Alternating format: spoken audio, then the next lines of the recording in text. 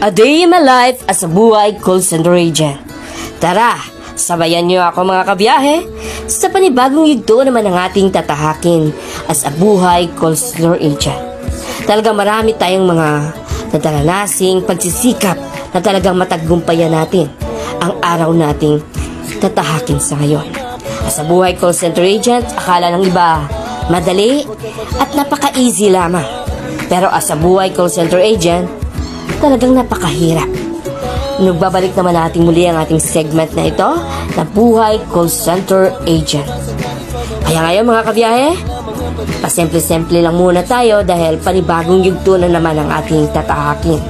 Bagong company na naman ang ating pagsisikapang talagang maging matagumpay. Sana nga mga kabiyahe.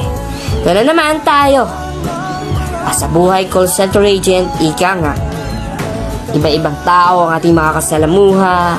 May masayahin, malungkutin, emotero, pikunin. Kabilang na ako doon.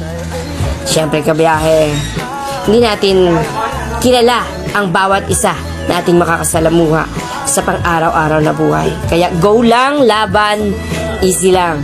Kaya natin to. Dahil hindi naman sila ang ating pinunta dito sa pang-araw-araw na pagtatrabaho, kundi paano tayo makapera, maka-income para makatusto sa ating pangangailangan sa araw-araw. Kaya kung ikaw nakakadanas ng mga problema, bigatiin ang damdamin, tuloy lang, laban lang. Kaya mga kabiyahe, maraming salamat.